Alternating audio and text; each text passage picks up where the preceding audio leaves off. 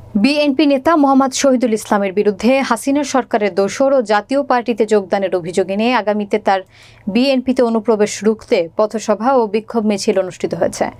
বিস্তারিত থাকছে রফিকুল ইসলাম সাবুলের প্রতিবেদনে। ক্যামেরায় ছিলেন জিয়াম। সোমবার সন্ধ্যায় গঙ্গাচড়া উপজেলা বিএনপির সাবেক সাংগঠনিক সম্পাদক এবং বর্তমান বেতগাড়ি ইউনিয়ন বিএনপির আহ্বায়ক অধ্যাপক আসাদুজ্জামান রাফুর নেতৃত্বে রংপুর জেলার বেতগাড়ি বাজারে এ পথসভা ও বিক্ষোভ মিছিল অনুষ্ঠিত হয়। অধ্যাপক আসাদুজ্জামান রাফু বলেন, ফ্যাসিস্ট হাসিনা সরকারের দোসর ও জাতীয় পার্টিতে যোগদানকারী প্রতারক মোহাম্মদ শহীদুল ইসলাম মুন্সিকে বেতগাড়ি ইউনিয়ন শাখা বিএনপিতে অনুপ্রবেশ রুখতে আমরা পথসভা ও বিক্ষোভ মিছিলের আয়োজন করেছি। আমরা চাই না কোনো বিতর্কিত ব্যক্তি বিএনপিতে থাকুক। অপরদিকে মোহাম্মদ শহীদুল ইসলামের সাথে মুঠোফোনে যোগাযোগ করলে তিনি বলেন, আমার বিরুদ্ধে এসব প্রোপাগান্ডা, আমি বিএনপির দুঃসময়ে আহতদের চিকিৎসা করিয়েছি, যারা জেলে ছিল তাদের মামলা চালিয়েছি। আজকে যারা আমার বিরুদ্ধে মিছিল করছে তারা বিএনপির দুঃসময়ে ছিল কিনা সে প্রশ্নই আমি তাদের রাখছি। উক্ত সভায় সভাপতিত্ব করেন বর্তমান ইউনিয়ন বিএনপির আহ্বায়ক ও গঙ্গাচড়া উপজেলা বিএনপির সাবেক সাংগঠনিক সম্পাদক অধ্যাপক মোহাম্মদ আসাদুজ্জামান রাফু।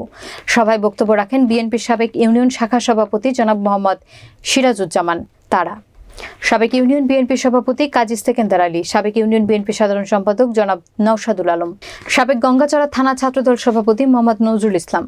আরও বক্তব্য রাখেন ইউনিয়ন স্বেচ্ছাসেবক দলের আহ্বায়ক জনাব মোহাম্মদ আব্দুস সালাম, যুবদল ইউনিয়ন যুগ্ম আহ্বায়ক মোহাম্মদ কাজল সহ আরো অনেকে। উদ্দেশ্য হলো আমরা দিনে যারা দীর্ঘদিন থেকে পুলিশের মামলা হামলা, আওয়ামী লীগের হামলায় যারা নির্যাতিত হয়ে সবসময় রাজপথে ছিলাম, এখন আমরা তারা আমরা এখন সম্মান পাচ্ছি না।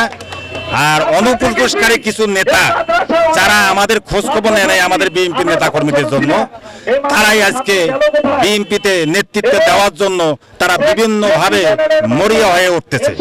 মানে এই দুর্নীতি মুক্ত একজন মনে করো আমরা নেতা চাই, আর মনে করো যারা দুর্নীতির সঙ্গে জড়িত তারা বিএনপিতে থাকতে পারে না। উদ্দেশ্য হচ্ছে আমরা দীর্ঘ 16 বছর ধরে অনেক করার পরে দেশ ছাত্রদের কারণে বিভিন্ন ধরনের কারণে অনেক কষ্টের বিনিময়ে আমরা অর্জন করছি। সেই অর্জনের এই মাটিতে কোনো স্বৈরাচারীদেরকে দুমুখা সাপকে আমরা জায়গা দিতে চাই না। আমরা জায়গা দেবো যারা ছিল পূর্বতে, যারা এখন পর্যন্ত নির্যাতন হয়েছে তাদের এই জায়গাটাতে আমরা দেবো। অর্থাৎ আমাদের আগাছা, আমাদের ধানের গোড়ার আগাছা আমরা কোনো রাস্তা হইতে দেবো না এই বেতগাড়ির মাটিতে অন্তত।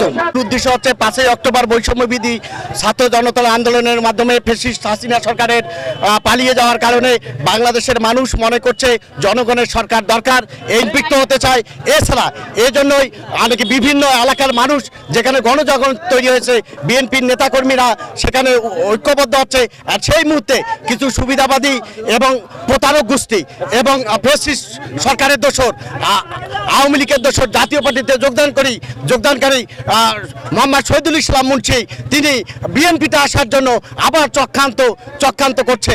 এই চক্রান্ত বেতগাড়ির মানুষ সর্বস্তরের মানুষ রুখে দেবে ইনশাল্লাহ। এই জন্য চেক জালিয়াতিকারী প্রতারক শহীদুল মুন্সি যেন বেতগাড়ির মাটিতে বিএনপির কোনো সদস্য হতে না পারে এই প্রত্যাশা রাখি।